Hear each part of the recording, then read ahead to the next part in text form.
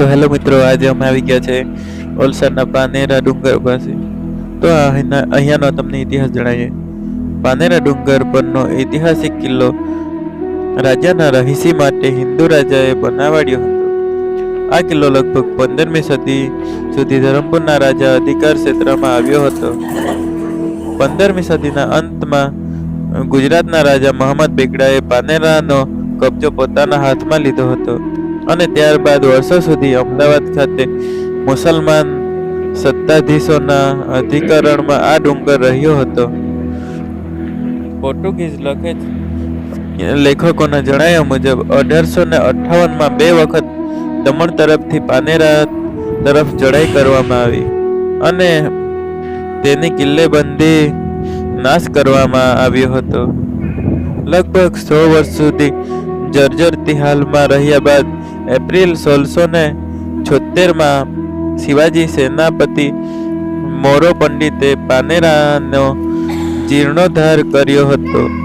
ત્યારબાદ લગભગ 100 વર્ષ સુધી પાનેરા ડુંગર પર મરાઠાઓનું આધિપત્ય જળવાઈ રહ્યું હતું.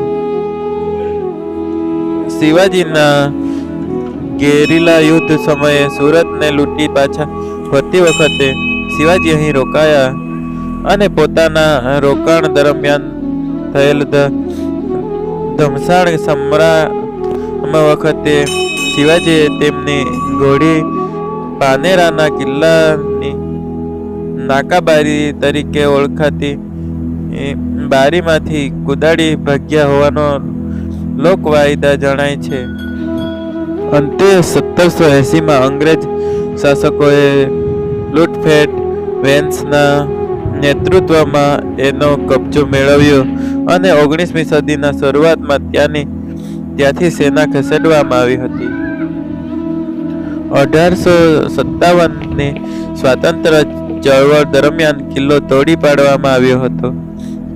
ભારતની આઝાદી વખતે આ કિલ્લામાં 150 તોપ હતી.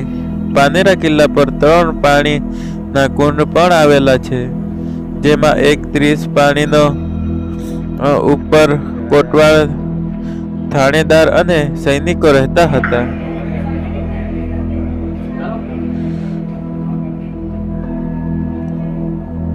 અહીંયા માતા રાની વિરાજમાન છે, કાળીક માતા, જે નવરાત્રિમાં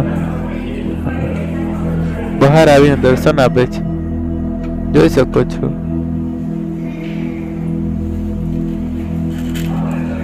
લાગે છે આરતી ચાલુ થઈ ગઈ છે, તો આરતીમાં ભાગ લેવા માટે જઈએ.